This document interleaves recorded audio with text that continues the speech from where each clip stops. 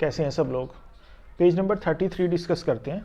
मेरे नोट्स मेरे YouTube channel पे गिवन है, वहाँ से आप डाउनलोड कर सकते हैं और नोट्स का प्रिंट आउट लेकर के अपने साथ बैठें। पेज नंबर 33 पे केवल एक ही टॉपिक डिस्कस किया, बहुत सारे एग्जांपल्स दे रखे हैं। कुछ लास्ट टॉपिक जो हमने डिस्कस किया था उस पे बेस्ड हैं, ज़्यादातर उसी पे बेस्ड हैं और इन सब सारे एग्जांपल को एच रोजी वाले फॉर्मूला पे बेस्ड है।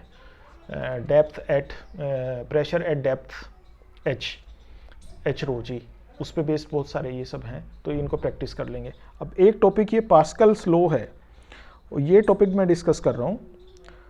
Pressure exerted at a point is transmitted to all directions, बस ये एक स्टेटमेंट मैंने यूज़ किया है।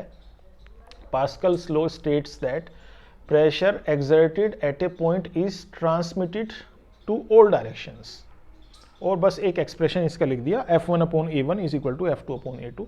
तो ये एक्सप्रेशन तो कुछ खास है ही नहीं है, हालांकि न्यूमेरिकल इसी से सोल्व होंगे, लेकिन ये प्रेशर तो ये एक्सप्रेशन तो बिल्कुल सिंपल सी बात है। F1/A1 का मतलब प्रेशर, F/A इज प्रेशर, तो F1/A1 is P1 pressure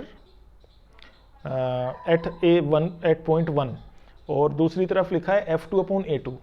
F2/A2 का मतलब हो गया P2, यानी कि ये pressure at some other point 2। तो P1 पॉइंट पे जितना प्रेशर है 2 पॉइंट पे भी उतना ही प्रेशर है। ये सिर्फ इतना स्टेटमेंट है, तो इसका मतलब बस समझना है कि ये दोनों पॉइंट पे प्रेशर सेम का मतलब क्या है। आपने किसी एक पॉइंट पे प्रेशर जितना अप्लाई किया, दूसरे पॉइंट पे भी उतना ही प्रेशर अपने आप से अप्लाई हो जाएगा, इसका ये मतलब है। एक पॉइंट पे प्रेशर आपने इंक्रीज कर दिया तो दूसरे पॉइंट पे भी प्रेशर अपने आप इंक्रीज हो जाएगा।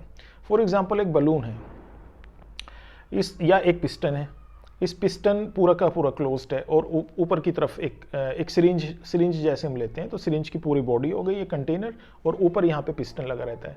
तो पिस्टन से आप जब प्रेशर इंक्रीज करोगे, ये पिस्टन को आपने डाउन किया, तो डाउन करने का मतलब है कि प्रेशर इंक्रीज हो रहा है।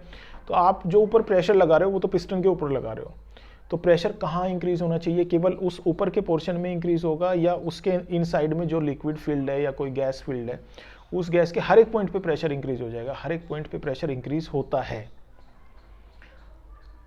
ऑब्जर्वेशन ये है हमारा कि हर एक पॉइंट पे प्रेशर इंक्रीज होता है। इवन उसके हर एक पॉइंट पे नहीं, सिरिंज के साथ में अगर आप कोई ट्यूब कनेक्ट कर दो, जहाँ पे निडल लगाते हैं सिरिंज में, वहाँ पे आप एक ट्यूब कनेक्ट कर दो, और इस ट्यूब को ले जा करके किसी बलून में कनेक्ट कर रखा है आपने, और उधर से आप उस पिस्टन को प्रेस कर रहे हो।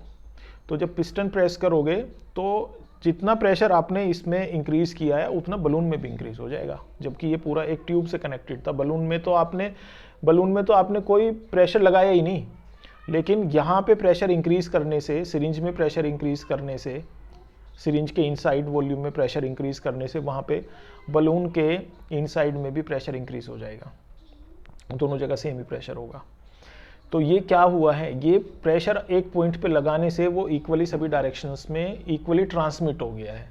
एक पॉइंट पे प्रेशर लगाते हो तो एक पॉइंट तक कन्फाइंड नहीं रहता, बल्कि पूरे में सब जगह पे उतना ही प्रेशर हो जाता है। बस इसमें कंडीशन एक है कि ये सिस्टम क्लोज्ड सिस्टम होना चाहिए। ये इसमें वेल अंडरस्टूड बात है, एक एजम्पशन है कि भाई सिस्टम क्लोज्ड है, एटमॉस्फेयर से एक्सपोज्ड नहीं है। अगर एटमॉस्फेयर से एक्सपोज्ड सिस्टम होगा तो फिर वो एटमॉस्फेयर को प्रेशर दे देगा, तो वहाँ पे प्रेशर मेंटेन नहीं रह पाएगा। तो प्रेशर अगर आप मेंटेन करना चाहते हो तो एक क्लोज्ड सिस्टम की बात कर लो। अब उस क्लोज सिस्टम के रीजन कितने भी हों, पार्ट्स कितने भी हों, तो एक पॉइंट पे अगर प्रेशर इंक्रीज करोगे, जैसे एक बलून का सिस्टम ले लो आप, बलून में उसके पूरे सरफेस पे एक जगह आपने फिंगर से टिप किया और उसको जब वहाँ पे प्रेशर आपने लगा दिया, तो ये प्रेशर एक पॉइंट पे लगाया था, और ये बाकी सारे बलून का जितना भी बाकी सारा वॉल्यूम है उसमें हर एक पॉइंट पे प्रेशर इंक्रीज हो जाता है। This is Pascal's